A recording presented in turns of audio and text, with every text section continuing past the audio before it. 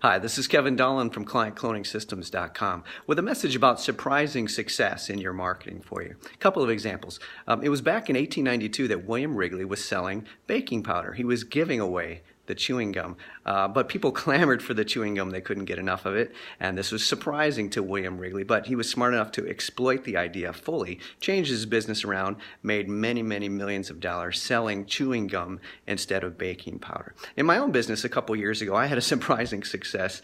I was promoting an affiliate program and was making some seriously easy money. It was not a lot of money, but the program worked surprisingly well. So I changed my business around to fully exploit it. And a couple years later, I brought in $2.1 million in very high profit revenue. So in your own business, look for the surprising successes. Is something working surprisingly well? A message you're saying, a market you're promoting to. When you find a surprising success and you take the time to fully exploit it, you might find some really cool profits results. So I hope you like this idea. If you do, please comment below and share. And thank you.